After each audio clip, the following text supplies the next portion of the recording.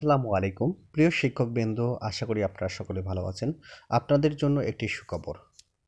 আমাদের বাত্রা থেকে আমি এই বাত্রাটি আপনাদের মাঝে উপস্থাপনা করতেছি। পঞ্চম ধাপে ইপ্রেতি প্রস্তুতির পর শিক্ষকদের জানুয়ারি এমপিত্ব।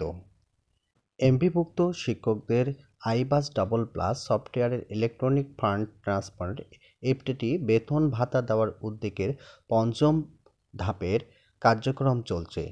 আর এই ধাপের ইপ্টে রেডি হওয়ার পর সব ধাপের শিক্ষকদের জানুয়ারির এমপিত্ব ছাড়া হবে। ফেব্রুয়ারির শেষ সপ্তাহে জানুয়ারির এমপিত্ব ছাড়া হবে বলে আশা করা যাচ্ছে। এ পর্যন্ত মোট ৩,৬০,০০০-এর বেশি শিক্ষকের ইপ্টেটি প্রস্তুত হয়েছে। এমপিত্ব ছাড়া সংক্রান্ত চিঠি শীঘ্রই সংশ্লিষ্ট দপ্তরে পাঠানো হবে এবং মাউশির অধিদপ্তরে একাধিক কর্মকর্তা দৈনিক আমাদের বার্তাকে এ তথ্য জানিয়েছেন। মন্ত্রণালয়ে জানিয়েছেন, যাদের কাগজপত্র ঠিক আছে কিন্তু আইবাস ডাবল প্লাস ভেরিফিকেশন বা তথ্য সঠিকভাবে পৌঁছায়নি এমন সমস্যা তারা পঞ্চম ধাপের রয়েছে।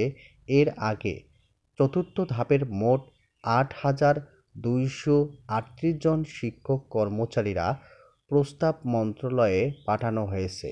তাদের মধ্যে স্কুলের ৬,৩৮০ জন ও কলেজের ১,৮৫৮ জন রয়েছে।